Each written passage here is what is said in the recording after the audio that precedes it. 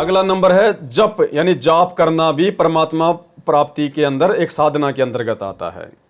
जप का अर्थ है मंत्र का जाप करना। जो दीक्षा मंत्र नाम की दीक्षा तत्वदर्शी संत देता है उसका जाप करना जप कहा जाता है। यह दो प्रकार से किया जाता है, जाप तथा अजाप।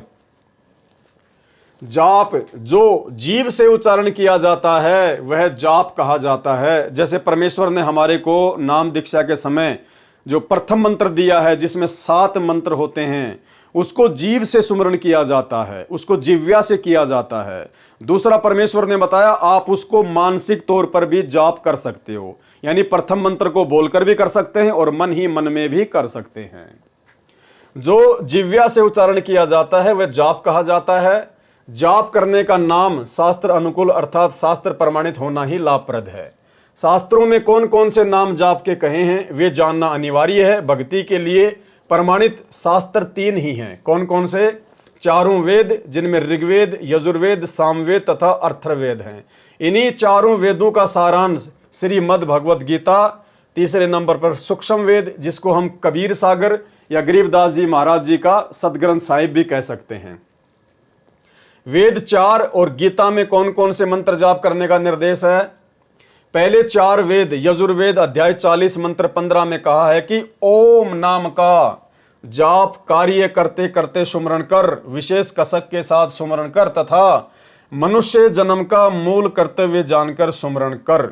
श्रीमद् भगवद गीता अध्याय 8 श्लोक 13 में गीता ज्ञानदाता प्रभु ने बताया है कि ओम इति एकाक्षरम ब्रह्म व्यवहारन माम अनुस्मरण ये पर्याति तजन देहम स याति प्रमाम गतिम।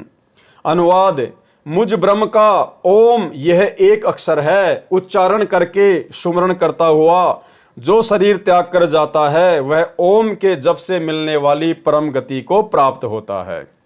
भावार्थ, गीता के अंदर जाप करने का केवल एक ओम मंत्र है। यह ब्रह्म का जाप है। ओम के जाप से ब्रह्मलोक की प्राप्ति होती है। यह ओम से होने वाली परम गति है।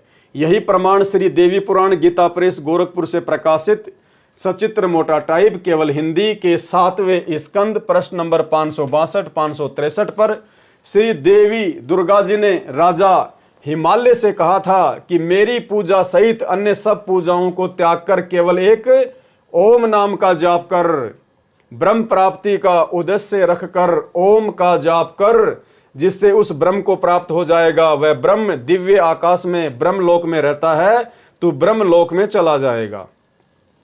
याद रखें, पुराणों में कुछ वेद ज्ञान है और अधिक किसी ऋषि देवी देवता का अपना अनुभव है। पुराणों का जो ज्ञान वेद या गीता जी से मिलता है वह ज्ञान वह भक्ति साधना का ज्ञान सही है। जो मेल नहीं खाता वो व्यर्थ है।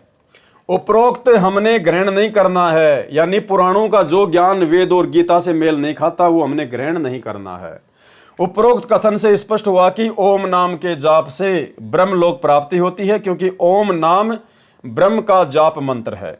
श्रीमद् भगवद गीता अध्याय 8 श्लोक 16 में कहा है कि ब्रह्मलोक पर्यंत सर्वलोक पुनरावर्ती में है, अर्थात ब्रह्मलोक में गए भगत भी पुनः लौटकर संसार में आते हैं, उनका भी जन्म मरण सदा बना रहता है। अध्यात्म के अंदर मुख्य भूमिका 3 देवताओं रजगुण श्री ब्रह्मा जी, सतगुण श्री विष्णु जी तथा तमगुण श्री शिव जी की है।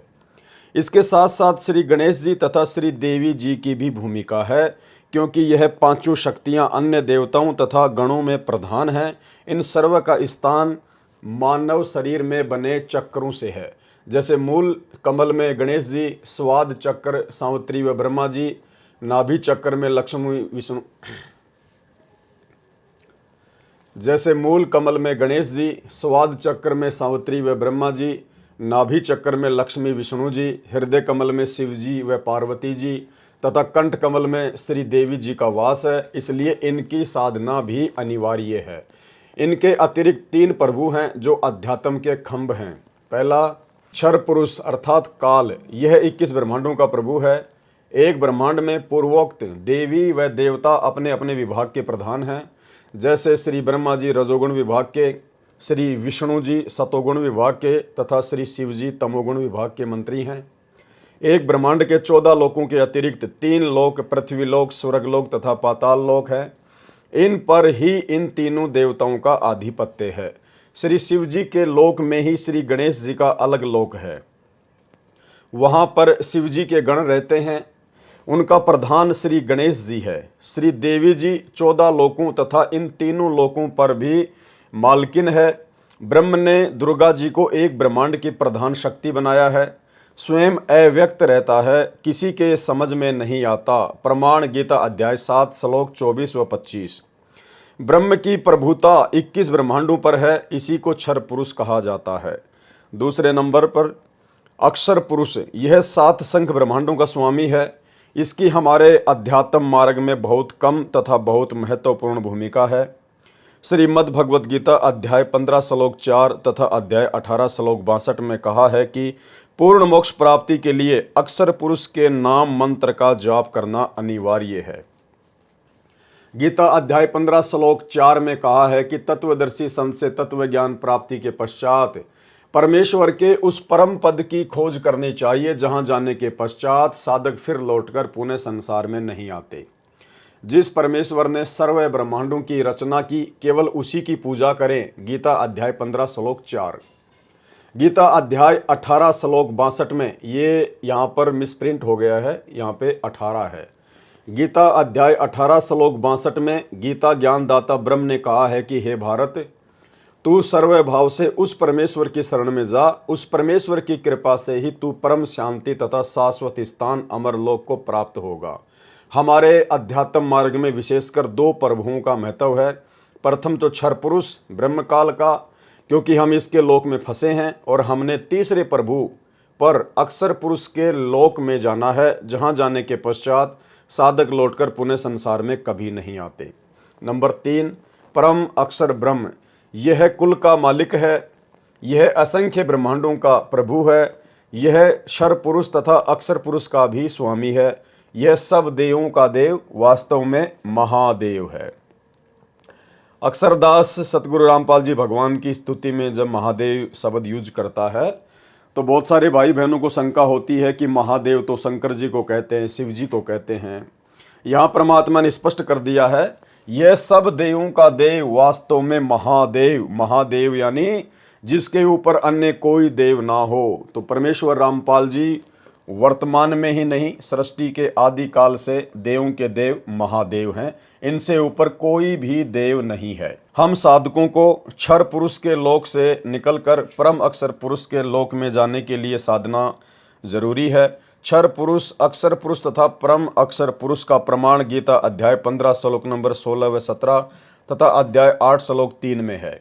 पूर्ण मोक्ष प्राप्ति के लिए जहां जाने के पश्चात साधक लौटकर संसार में कभी पुनः नहीं आता, शास्त्रोक्त साधना करनी होती है। श्रीमद् भगवद गीता का ज्ञान श्री कृष्ण जी के शरीर में प्रवेश करके क्षर पुरुष अर्थात ब्रह्म ने कहा है। गीता अध्याय 7 श्लोक 29 में गीता ज्ञानदाता ने कहा है कि जो साधक जरा अर्थात वृद्धा अवस्था तथा मरण से छुटकारा पाने के लिए प्रयत्न करते हैं, अर्थात केवल मोक्ष प्राप्ति के लिए ही साधना करते हैं, वे तत्ब्रह्म से, सब कर्मों से तथा संपूर्ण अध्यात्म से परिचित हैं। गीता अध्याय 7 श्लोक 29। गीता अध्याय 8 श्लोक 1 में अर्जुन ने पूछा कि किम तत्ब्रह्म, तत्ब्रह्म क्या है? उसका उत्तर गीता ज्ञानदाता ब्रह्म ने गीता अध्याय 8 श्लोक 3 में दिया है। बताया कि वह परम अक्षर ब्रह्म है। गीता अध्याय 15 श्लोक 16 में क्षर पुरुष और अक्षर पुरुष 2 प्रभु बताए हैं। ये दोनों तथा इनके लोकों में जितने शरीरधारी प्राणी हैं वे सब नाशवान हैं। जीव आत्मा तो किसी की भी नहीं मरती। गीता अध्याय 15 श्लोक 17 में कहा है कि उत्तम पुरुष अर्थात पुरुषोत्तम तो उपरोक्त श्लोक 18 में कहे क्षर पुरुष तथा अक्षर पुरुष से अन्य ही है। उसी को परमात्मा कहा गया है। वही परमात्मा तीनों लोकों में प्रवेश करके सबका धारण पोषण करता है। वह अविनाशी परमात्मा है। यह परम अक्षर ब्रह्म है। गीता अध्याय 8 श्लोक 3। अब गीता अध्याय 8 श्लोक 5 तथा 7 में गीता ज्ञानदाता ने अपनी भक्ति करने को कहा है कि मेरी भक्ति करेगा तो मुझे प्राप्त होगा, इसमें कोई शंका नहीं। अपनी साधना का नाम जाप गीता अध्याय 8 श्लोक 13 में बता ही दिया है कि मुझ ब्रह्म का केवल एक ओम नाम है। गीता अध्याय 8 श्लोक 8, 9, 10 में परम अक्षर ब्रह्म की भक्ति करने को कहा है। जो उस परम अक्षर ब्रह्म की भक्ति करेगा उसी को प्राप्त होगा। उस परम अक्षर ब्रह्म की भक्ति का ज्ञान तत्वदर्शी संत बताते हैं। तत्वदर्शी संत उनसे सुन। गीता अध्याय 4 श्लोक 34, गीता अध्याय 17 श्लोक 23 में परम अक्षर ब्रह्म अर्थात सच्चिदानंद घन ब्रह्म की साधना के 3 मंत्र ओम तत् सत का नाम जाप करने का निर्देश बताया है। ओम तत् सत इति निर्देश ब्रह्मण त्रिविध समर्थ है। ओम नाम का जाप क्षर पुरुष अर्थात ब्रह्म का है, ये तो स्पष्ट है। तत् नाम सांकेतिक है, इसका वास्तविक मंत्र तत्वदर्शी संत बताएगा, ये अक्षर पुरुष का नाम जाप करने का है। सत्य नाम भी सांकेतिक है, इसका वास्तविक नाम मंत्र जाप भी तत्वदर्शी संत बताएगा, जिसके लिए गीता अध्याय 4 श्लोक 34 में कहा है ओम तत्सत या हरि ओम तत्सत नाम का जाप करना व्यर्थ है। तत् तथा सत कोई अन्य मंत्र है तथा 3 नामों का जाप पूर्ण गुरु तत्वदर्शी संत से प्राप्त करके करना होता है।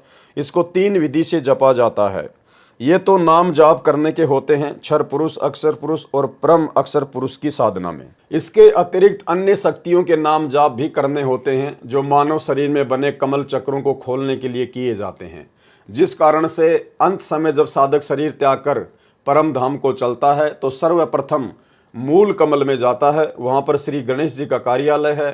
श्री गणेश जी का एक मूल मंत्र है, उसकी साधना की कमाई इस कार्यालय में साधक के खाते में जमा मिलेगी, जिस कारण से उसको वहाँ पर रोका नहीं जाएगा।